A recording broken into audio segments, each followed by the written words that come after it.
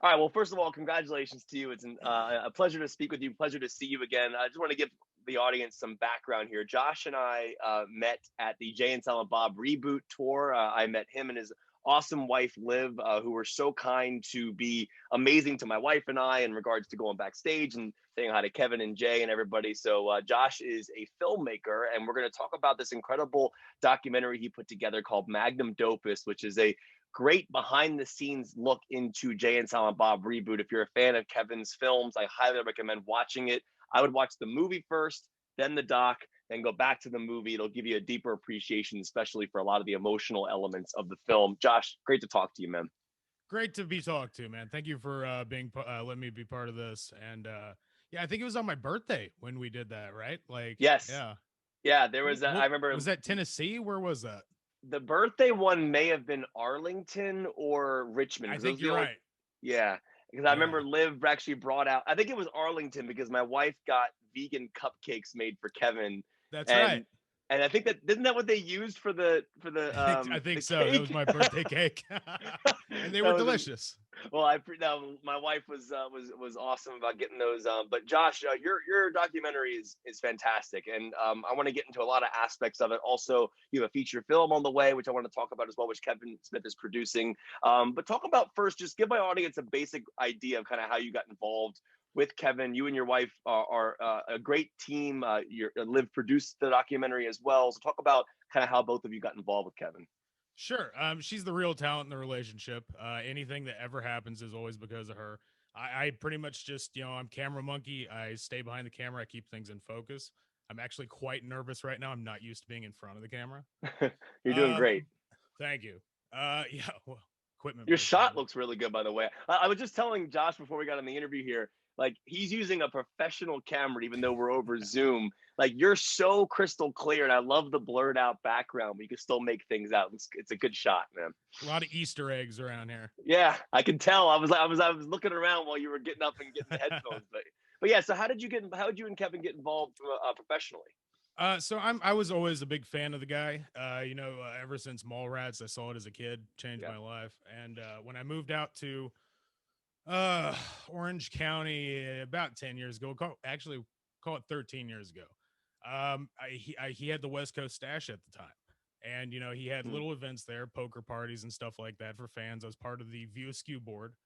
Yeah. And I just started playing poker with him and got to know him gradually. And I was like, maybe being a musician isn't really for me. There's a lot of figureheads in a band, and there's a lot of personalities, and it's not as easy to steer the ship sometimes. So I was, of the mindset, well, I have to do something creatively. What should it be? And getting to know Kevin, I was like, filmmaking. Like, I think that's really kind of my calling. And I started volunteering for J.C. Reifenberg's company. They did a lot of live events at the time for him. And yeah, just that was about 10 years ago at this point. I've been working with Kevin Wow. and just slowly kind of climbing through the ranks until I'm pretty much his main videographer. It's incredible, and I got to go to two of these reboot shows, and the work you and Liv do, it's incredible what you do for the fans. Like there are so many people there who have paid money to go watch this film, watch Kevin do a Q&A, and it goes so smoothly, and if you don't have great people like you and yourself working behind the scenes, and it's funny because I guarantee you from your perspective you're always like running around like crazy, but it for the Absolute audience, hectic hell. but we don't feel that, man. I brought my parents out to one of the shows, which was so cool, and like they had the best time, man. And Nice.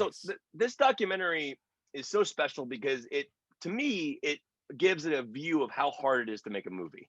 I don't think people understand what goes into even a film that is 21 days. It's not like an Avengers style budget, but there are so many things you have to get even work together. Everyone has to be in the same place at the same time. You're on a very Totally. strict time zone. Talk about the access that you had. Were you basically able to film anything? Because that was obviously you're making a documentary. Were you able to shoot whatever you wanted?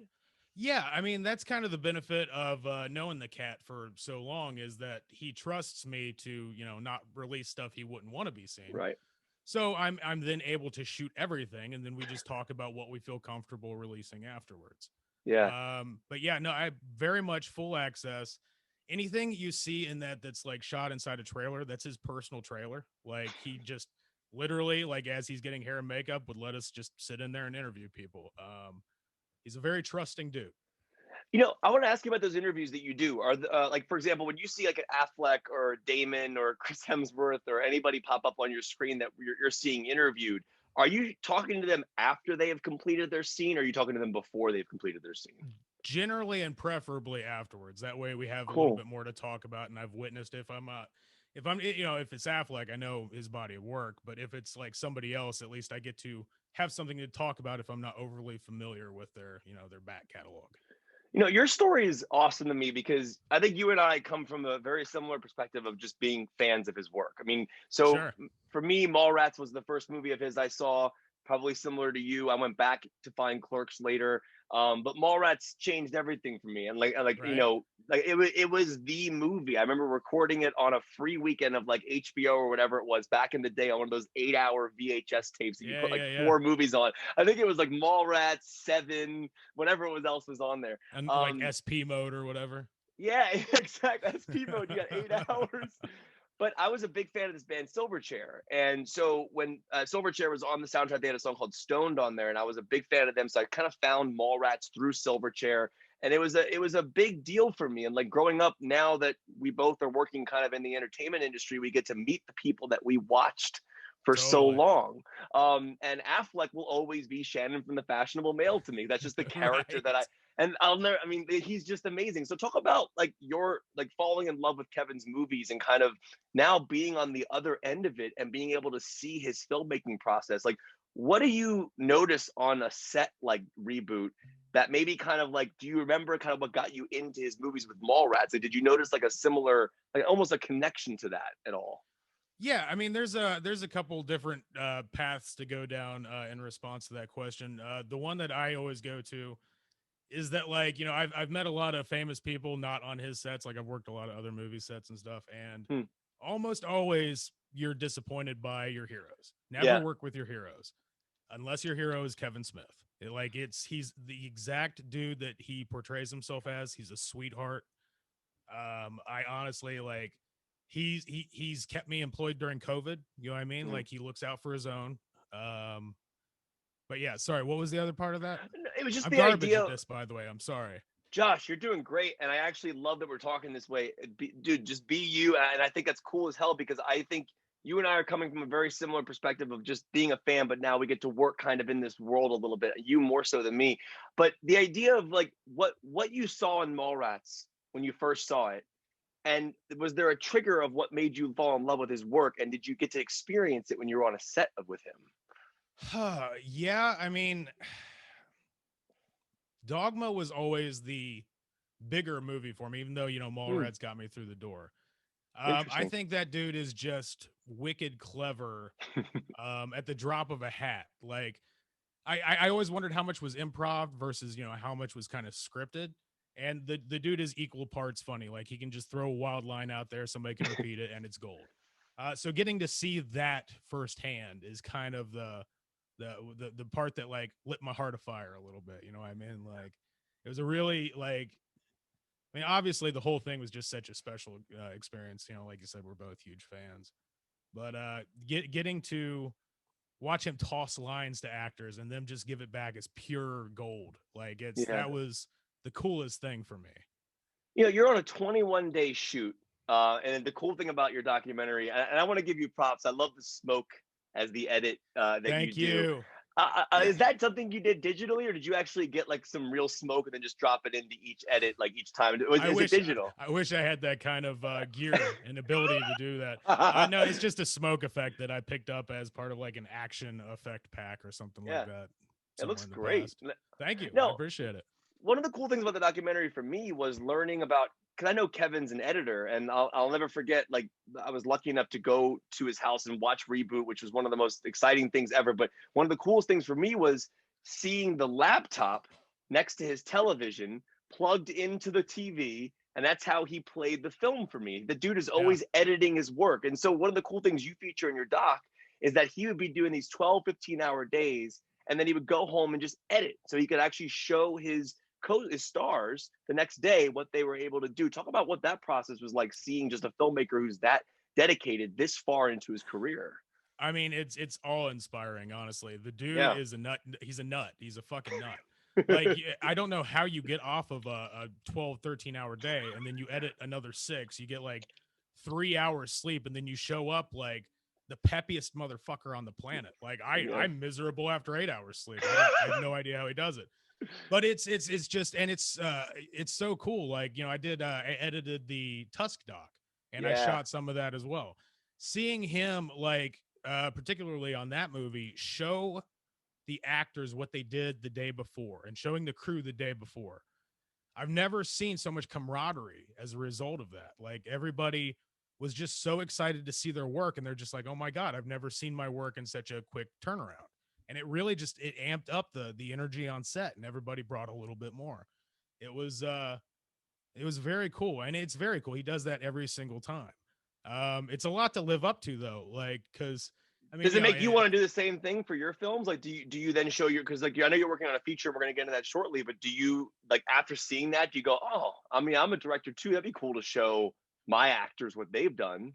Yeah, well, in a way, I kind of had to do it because we did the Road to Reboot series, and that was all like, if we shot it on day 1, it was coming out on day 4, you know, once a week. So like we did have that kind of quick turnaround, and I kind of had to keep up with him, but he does not make it easy. Yeah. You know, one of the things I find really cool about this doc, though, like, are the interviews that you do. But there's a really pivotal moment, and I think everybody who's seen the film, where Jason is in front of Harley, and he gives this very emotional moment at Chronicon. And in your doc, you get to see this great moment where Kevin's watching it. He's sitting next to Jordan. Jordan's watching it, and Jay's behind him watching it. And you get to see them react to watching that footage. Talk about like those moments, those intimate moments, those, like, are those ones you're shooting going, maybe this one might not make it, maybe this is just going to be for us, like, or do you think about that while you're doing it, or are you just capturing whatever you can? Well, I truthfully do capture everything I can. I'm almost always rolling just in case, which makes it a pain in the ass later in the edit. But like specifically in that moment, I remember it so crystal clear. Like, it was just, there was a weight in the room when he was delivering that and when he was crying, and it was hard in that moment to like stay in my camera because of how fucking great the thing right in front of me is. But you know, you have to anyway, you have to capture it. And I'm glad I did. But you can watch the emotion in Jordan and Kevin's face, like, and they're just like, oh my God, like this is gold, absolute pure gold. It was really, really cool. But my favorite moment of that is right afterwards when Kevin's just like, oh, it was so good. And then what did he say? Like, oh yeah, I wonder who wrote that. He's like, oh, that was me. And Harley just talks shit to him like instantaneously. It's their banter is amazing. Yes. I love that. No, she keeps him in check. Yeah, no, she's so great in the film. One of the interesting things about Reboot is that it wasn't, as I mentioned, a 21-day shoot, but basically each day you had major stars just showing up for a day at a time to shoot one day. Like Jason Lee was there for the one day, Hemsworth.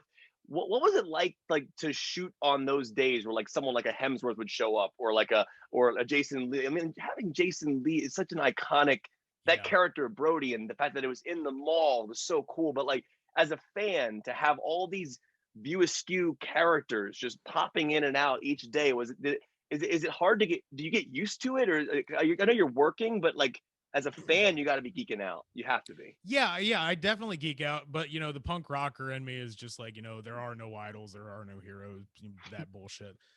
But like, as the person who had to, like, you know, Liv had to schedule it and I had to do it, it's always tough because you know, the actor isn't signed on to do that interview. Like, it's a cherry on top. It's very nice if they do, but they are not contractually required to do it. I didn't know that. I thought they were. That's such a cool thing. Some are, but like the big ones, they are not. So anybody that did that, which was every single person, did it because of their love for Kevin, which, you know, I don't mean to keep blowing the guy, but it's kind of hard not to. Dude, no, keep doing that. It's totally fine. But like you mentioned the Affleck interview. So like, tell me how that you approach that. So Affleck comes in. I've got a fucking funny story about that. I want to hear this. Yeah, because by the way, for anybody out there watching this right now, there's a great section of the documentary where you get to see Kevin and Ben reunite. It's such a it's one of the greatest scenes I think he's ever written. You see Jay's daughter. It's such a beautiful moment. But I wonder, like, once the scene is over, how do you then go, hey, Mr. Affleck, can I interview you for this documentary, or does That's what Kevin kind of lives help? for. So how does it work? Well, honestly, it's first off, just even being allowed in that room, as two old friends that haven't seen each other in a long time or connecting, Yeah, that's an enormous amount of trust that they put in me. So my goal is to not fuck that up. If you notice, everything's shot from way back in that I loved it. sequence. It felt Thank like a you. fly on the wall. I felt like I was a fly on the wall witnessing, like, it was even kind of cool. I don't mean to cut you off, but there was a great No, photo please do. that Kevin posted when he announced Affleck was in the movie, and you actually have the video of them taking that selfie, Yeah, which right. because it's cool to see. Like, if you follow Kevin's work, like you and I do, and all the fans do, you know these little details, and just to see the video Totally. of that moment where he's like, that was cool. But yeah, anyway, you said you had an Thank you. Affleck story, yeah. Oh yeah. So I'm it's always a little awkward at first interviewing somebody you have no connection with whatsoever. Mm. So like we sit down and we get Affleck, and usually it's to answer your other question, it's the producers that kind of wrangle the talent, get them in the room, schedule the whole thing. So we get there, and Liv was doing the question asking in that one, and she starts with the first question. It's a little awkward, a little bumpy. Jason Mewes explodes into the room. He's like, "Yo, bro, like these two met on the Australian tour. He was working the camera. She was in the audience. They fucked that night, and now they're married because of Jay and Silent Bob." And he fucking pieced out. And me and Affleck are just looking at each other. It's like, Jason Mewes, ladies and gentlemen. I mean, I'm sure Affleck was probably laughing. I mean, that's hilarious. Oh yeah, it was fucking hilarious. You couldn't help but to. That is where you and Liv met at an Australian show. Yeah, I was the videographer, the crowd videographer, and I was supposed to be shooting the crowd. That's my job, but I wasn't. There was this one really pretty blonde up front, and she was pretty much just the centerpiece the entire night. So afterwards, I asked her. I said, "You're obviously a fan. Would you like to be on the DVD? Can I interview you?" So I interviewed her. It's like, okay, Perfect opening line, by the right, way. right. One time in my life, I was slick. One time. Been trying to live up to it ever since. So then, like, she had to fill out the release form, and she wrote her number. I'm like, that's a little scribbly. I need you to write it very legibly. And she wrote it. I'm like, well, I already did the hard work. You want to go out for a drink? I got your number. And the rest is history. I mean, that is so it's perfect. That's perfect. So Muse walks in, blasts that story to Yep. you and Affleck. So what happened after that? Does the interview get a little better, you said? Yeah. It was awkward silence for a second, then just hilarious laughter. And then it was very, very easygoing thereafter. I mean, That's it's awesome. it broke the ice in a big way, but it also showed Ben that, like, I could be trusted, or we could be trusted. Yeah. So I think he was a little bit more free with his answers. You mentioned Liv did the questions in that one. How do you decide whether you do the questions? Because it's interesting. I noticed in, like, some of the some of the questions, like Redman and Method Man, they were responding to the question like, "Wait, what made you get involved in the reboot?" Like, who decides who gets to ask the questions there? Is it just based on, like, scheduling? It's based on scheduling. It's also based on just availability. Like, if she's got to go track down another interview, then sometimes I'll put an orange mark on the chair and be like, "This is your eye line. I'm sorry, guys. Just answer to the eye line if you can." Because I'm behind the cameras, make sure everybody's still in frame, still in focus, the audio is still clear. Like, literally a 2-man band, a 1-man band if I have to be, but preferably a 2-man band. But it generally, and also, it doesn't hurt to answer questions to the pretty blonde rather than the punk rock asshole who tries to look so tough. You know what I mean? But honestly, well, it's interesting because when you watch it, it's also seamless. It all just feels like it's one Thank big you. flowing You're so documentary. kind. Yeah, no, I mean it. And one of the things I found interesting, there's a line in the documentary which it actually plays differently now than it would have if had we not been in the pandemic, where Kevin says sets are riddled with disease. Like, he makes You're that joke right. because someone sneezes, and I kept thinking, I'm like, oh Riddled my with god, disease. yeah, riddled with disease. And I wanted to ask you, like, just in general, now that you're shooting a movie right now. So Yes. what like, I know it's a weird jumping point, but that's a moment in the documentary. It makes you think about, oh, how are movies going to get made going forward with the coronavirus? How has it been for Totally. you to shoot during a pandemic? Fucking nightmare, dude. We only had a $90,000 budget to begin with, and since we're SAG and we actually have, like, real talent, we have to follow their guidelines. This is again where Liv is the fucking real talent. She's who you should be interviewing right now. She scheduled everything. She got the SAG to approve the testing, which was a nightmare. We lost $10,000 of our $90,000 budget just to be able to shoot it. Actors and talent were tested every 3 days. We had a person come to set to actually test us. Like we're not allowed to rely on like free LA testing or anything like that. Wow. So it was an absolute massive headache. But you know, we fucking refused to give up, and she refused to give up, and she fucking scheduled it and made it work. And now, you know, we're other than one sequence at the Troubadour in late December, we're wrapped. Yeah. And that's just a testament to fucking how smart and hardworking she is. Well, give the audience an idea of what the movie is. I know I don't want to go into too many spoilers and details. I know you, but what I know Kevin's producing it. So talk about what's your title, what your plot is, who's in the film, and kind of like you mentioned where you are now in the filmmaking process. But what's the film about? So the film is called Wrong Reasons.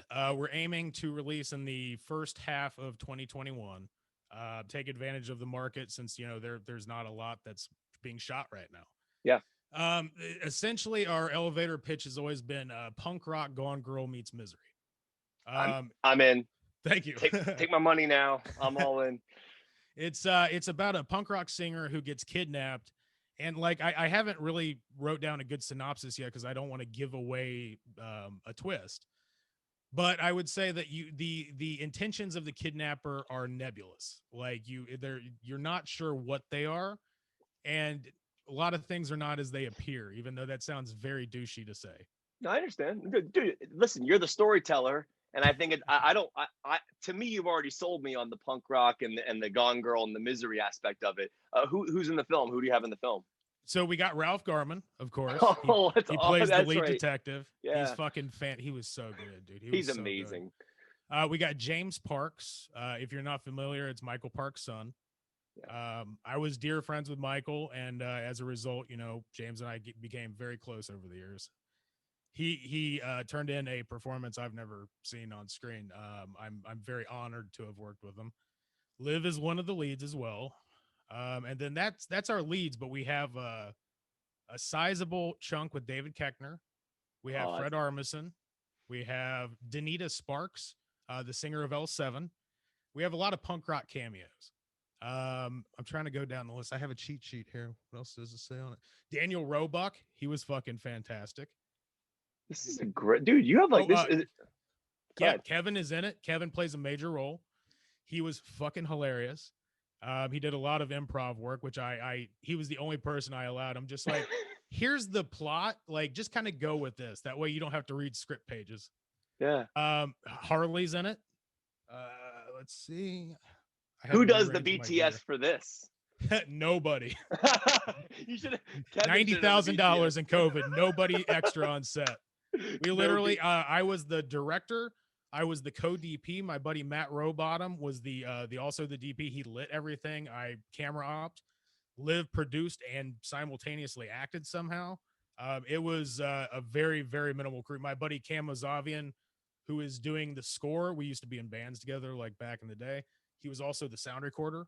Like that's it. That was the crew. That's like awesome. It was crazy. What'd you shoot on? So most of it. Oh, I love tech questions. I shot on the Ursa G2 4.6. That is like 99% of the cinematography. And then the other part is this GH5. I mean, listen, so I'm a big tech guy too.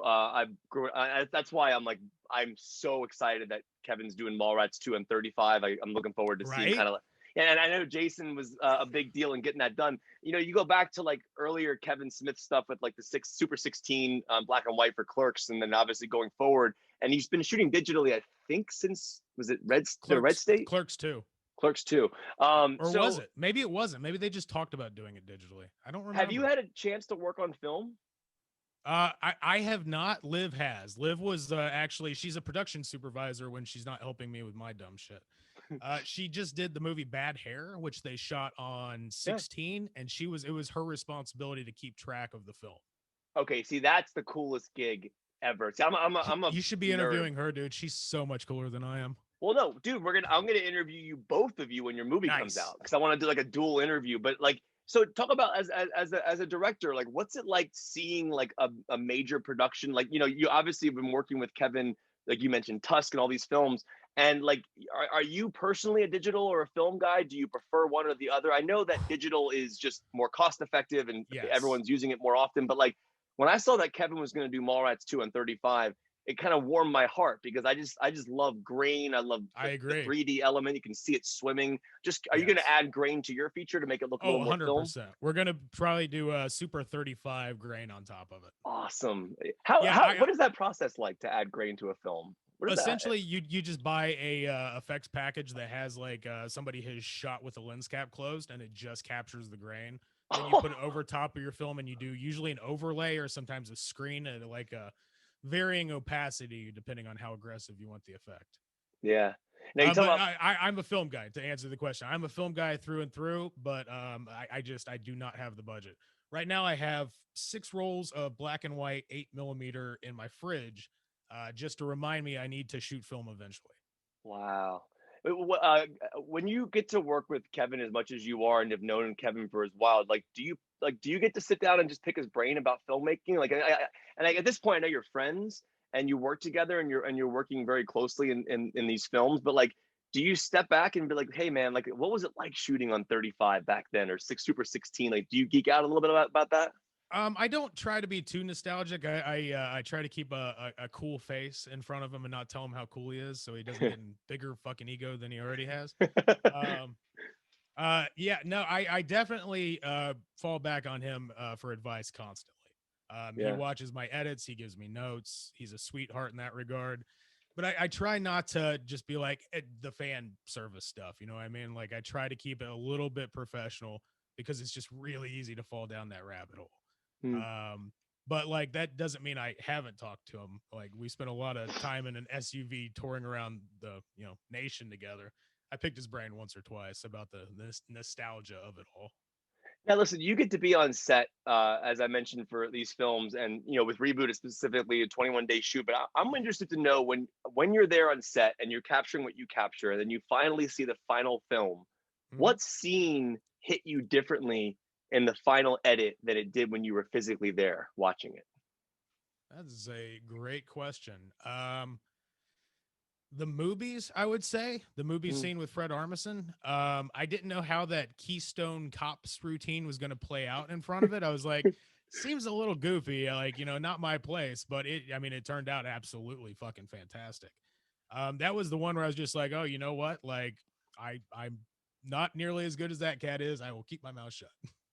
What's it like for you to watch the final product of that movie, being in it as much as you were, like, involved in it? Like, I mean, like, you're shooting this documentary. You have all this footage. It's 21 days, and then you see an hour and a half movie. That is the culmination of all the work put together. Emotionally for you, are you able to, like, step outside of it and enjoy it as a fan, or are you so in it that you can't? It's a different experience for you now. I can turn it on and off. Reboot, I gotta say, I probably watched more than any other film ever, just because I had to watch it every night as a job on tour. Mm. But it's a very outside the your body kind of experience. Like you I can turn it off and I can look at the technical, and I can turn it on and watch it, as a fan and somebody's who's been watching this, somebody's been watching these characters for like 25 years now. It's I can kind of turn it off and on, honestly. Mm. But it's very it's never lost on me how special of an experience it is for sure. With the movie that you're making, you mentioned you have a score for the film and everything. I'm very excited to see it, and I'm just interested to know, like, as a filmmaker, like, score versus soundtrack. I always find the Yeah. two very interesting. You go to someone like a Quentin Tarantino, for example, who's so soundtrack heavy, and then he does Hateful Eight, and he brings in Ennio Morricone, and it has Right. this incredible score, and then goes back to soundtrack heavy with Once Upon a Time in Hollywood, obviously with Harley was in that as well. I'm just interested to know where you fall, because Kevin's a big soundtrack heavy guy. Like his films are very. The Jay and Silent Bob, the first Strike Back soundtrack, I listened to that on a loop over and over and Totally over again. right. So like, are you for your film? Are you kind of relying? I know you mentioned you have a score. Are you going to rely more on score than soundtrack? So we're, I'd say we're 50-50. My buddy, Cool. being a punk rock musician, like I think we're still experimenting with tone right now. Excuse me. So I think it might be a kind of very guitar centric score, but Cool. we've already got 3 songs confirmed for it. I'll go ahead and say that we have a Black Flag song in it. Do you And really? we got the rights. Yeah, it was a big ask, but like the community's really, punk rock community's really turned up for this movie. We have some Pogue stuff, Rancid stuff, like at least visuals. I don't want to give too much away, but I would say that like I definitely shot 3 sequences in mind of dropping, like needle dropping into it. Yeah. But the rest of it is it's going to be very, very score heavy. What's And that we're like? I'm sorry. Go ahead. Go ahead. no, go ahead. I was just gonna ask, what's it like reaching out to Black Flag? Like, how does that process even Live, work? Like, live. but like, what is that process? Like, if you all right, if you want, like, obviously, one of the best needle drops ever is Daughter in Yeah. Reboot. Like, I mean, it's like, and I just wonder, like, I know you're talking about different levels of filmmaking and budgets, but like, Yeah. how do you, if you have a dream song in your head and you're like, oh, I want that Black Flag song, Right. how do you even start to do that? Well, so for Black Flag specifically, Liv reached out to their publicist, or not their publicist, their lawyer, and then went through the normal channels, negotiated them down to something we could actually afford. Hmm. But for like, we have a lot of Rancid imagery in it, punk band that I'm huge into, and I've worked with a Dude, couple times. Operation Ivy, man. Right? Op Ivy, son. Dude, yeah, that's awesome. No, go. No, I'll I talk was punk just all gonna. day. I'm with, dude. I'll tell you something crazy, and I don't mean this as like a name drop story, but I think you'll appreciate it. Years ago, I didn't realize that Operation Ivy and Rancid were the same, essentially the Sure. same thing. And there was do you know a song called Knowledge? Yo, fuck yeah. So again, I'm more of a metal guy and more of a hip hop guy. I like punk. I mean, I grew up, Sex Pistols and things like that. I went through that Sure. phase and listened to it. But I went to I a Green never Day grew out of it. No, but I'm a metalhead. I listen to like some Nice. like Lamb of God, like that's all kind of like I'm like deep into that stuff. But I play Fuck guitar, yeah. so I'm like really into that. But I Nice. went to a show. It was Green Day, Blink-182, and Jimmy Eat World. It was the Pop Okay. Disasters tour. It was like 2001, and like Green Day, during that tour, Billy Joe was forming a band on stage from the audience. Yeah. And then he would give you, whoever played guitar would get the Fender. It was a fat Strat. It had a humbucker at the bottom, Right. And I got called to go up, and it was Really? 15,000 That's people. It fucking was cool. in Raleigh, North Carolina. And so Trey Cool teaches the person the drum beat, and then Mike Dirt teaches the bass player the bass song, and then Billy Joe is sitting there and he shows me the riff. It's just D C G. Throws the guitar over my arm and starts singing Knowledge while we play it. And then I got to keep the guitar afterwards. And I'll never forget. It's the only reason I know what That's fucking Knowledge is cool. by Operation Ivy. And Oh I was my like, god, that's so fucking cool, dude. but things like that, like the passion that you and I have for this, and that's what I love about what you're doing, is you're turning a music passion and you're intersecting it with your filmmaking passion. And I wanted to know, like, just you mentioned something just now about directing scenes with 3 songs in mind. Do you direct the scene with the song playing on set so you kind of have a vibe for it? I don't want to commit that far into it just in case, because like as you're shooting, you don't know what you're going to be able to get rights to and what you're not. Yeah. So I sometimes we would put heavy music on, but never specifically the thing that we were going to cut to. Like I worry about putting myself into a corner if we, end up not getting rights to something we thought we were. Yeah. But I saw Warning on the 2001. I saw Green Oh, Day on the Warning tour in 2001, and yeah, watching them bring the kids up, that's so fucking cool. dude, I think Green Day might be one of the greatest live bands I've ever seen. Because then they did that tour that I saw them on. They ended up replacing Jimmy Eat World with Saves the Day after that. And then Okay. later on, but like, dude, Green Day, like, that's an interesting thing. I'm really happy you're into punk because I'm a huge fan of that. You play guitar, obviously, right? I do. I've got a Green Day doc right around here. I'm trying to find it real quick. I actually worked on it. I shot the intro for the Did you really? Yeah, what was the fucking name of it? John Roker's gonna kick my ass. What was their Heart Like a Hand Grenade? That's the name of the movie. Oh, I shot the intro for that. I just wanted to ask about Michael Parks because I think he's one of the greatest actors that ever lived. Yes. He was brilliant. I think Red State was brilliant. Tusk was brilliant. I actually love that era of Kevin's work personally. And I just wanted to know, watching him work, what was it like to see him work? Because I never met him, never interviewed him. Just what was it like to watch him work? My first job on a major movie set was being his assistant on Tusk. Thankfully, again, Kevin had trust in me. Michael showed up to set on Tusk. He had just had a stroke. Not really a stroke. He had fell down a set of stairs and had brain damage. That's the more apt way to put it. Mm. So he needed somebody to kind of help him navigate, help him like drive him around, stuff like that. And Kevin trusted me and he put me in charge of the old man. So he and I became dear friends. And I wasn't really, honestly, overly familiar with his back catalog until I met him, which is good because then, I walk in with no preconceived notions and stuff like that. But watching his back catalog and knowing the man, he and I just kept hanging out after the movie was done. And sorry, I'm getting a little choked up. He was a dear friend of mine, and we actually did a documentary on him. It's just it's not out yet. We're waiting for one last person to be in it. Sorry. But we got some really cool cats in it talking nice stuff about him, like Kurt Russell, Mickey Rourke, Leonard Maltin. Wow. He was just such a special dude. He would sit on the edge of his trailer and he would just start singing to me. Wow. I'm just like, this fucking crazy old man is just, and come to find out he had a huge music career. Like he had like 6 albums. He would tell me stories and he'd be like, yeah, I don't like cops very much. My buddy Lenny, he didn't like the cops at all. I'm like, oh, okay. He's like, yeah. We used to hang out in San Francisco together. I'm like, are you talking about Lenny Bruce? He's like, yeah, I said Lenny. Weren't you listening to me? It's just like the stories he had about Johnny Cash, about like Kerouac, like the people that about Martin Luther King came over for dinner one night at his house. What? He was the world's most interesting fucking man. And he was such a sweetheart. He could be an absolute cocksucker, but he's just a grumpy old man. What are you going to do? But he was just such a unique individual, and he never got his due credit. And the whole mission of my documentary, which Kevin funded, is just to show the world what they fucking missed out on. The world missed out on the most unique talent in the world. Everybody like just kind of looked away. And I miss him every day. I am so happy you're doing a doc about him because I'll send you a screener.